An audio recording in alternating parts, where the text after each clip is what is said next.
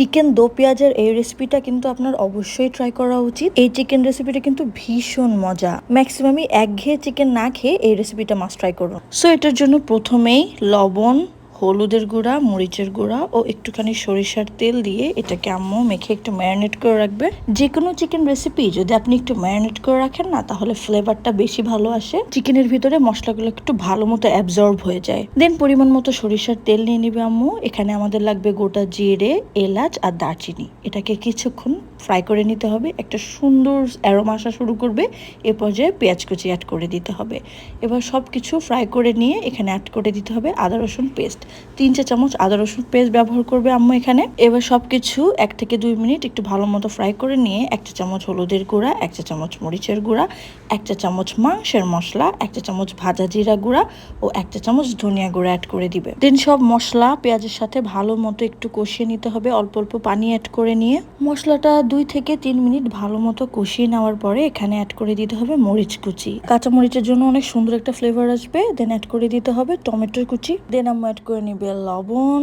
সবকিছু ভালো মতো কিছুক্ষণ রান্না করে নরম করে নেওয়ার পরে মশলাগুলো আম্মু মুরগিগুলো অ্যাড করে দিবে। এখানে আম্মু দেশি মুরগি ব্যবহার করছে, আপনারা ফার্মের মুরগিও ব্যবহার করতে পারবেন। এই চিকেনের দো পেঁয়াজাটা 2 ধরনের মুরগিতেই মজা লাগবে।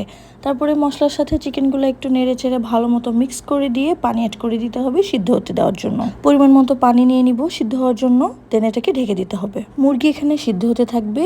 এখানে আলাদা করে এখন শুকনা মরিচ, কাঁচা মরিচ, গোটা ধনিয়া, গোটা জিরে এগুলো দিয়ে বাগার দিতে হবে। মুরগি অলমোস্ট সিদ্ধ হয়ে গেছে। এ পর্যায়ে টক দই অ্যাড করে নিতে হবে। দেন এগুলো আর একটু ভালো মতো সবকিছু মিক্স করে দিয়ে আবারও ঢেকে দিতে হবে। এই পর্যায়ে কিন্তু খুবই সুন্দর গন্ধ আসতে থাকে চিকেন থেকে, একদম মাউথ ওয়াটারিং একদম ফ্লেভার। তারপরে আলাদা একটা প্যান নিয়ে সেখানে ঘি অ্যাড করে নিতে হবে এবং ঘিটা বাগার দেওয়ার জন্য ব্যবহার করবে। তারপরে এই যে মশলাগুলো আগে দেখিয়ে নিলাম এগুলো একটু ফ্রাই করে নিতে হবে। ফ্রাই করে নেওয়ার পরে এখানে অ্যাড করে দিতে হবে টমেটো ও পেঁয়াজ। এই জিনিসটা মাস্ট, আপনারা টমেটোর বদলে ক্যাপসিকাম ব্যবহার করতে পারেন।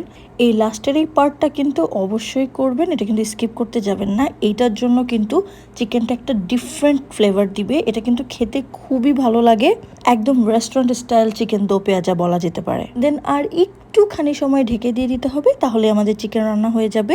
চিকেন রান্না শেষ। এ পর্যায়ে ধনেপাতা অ্যাড করে নিতে হবে।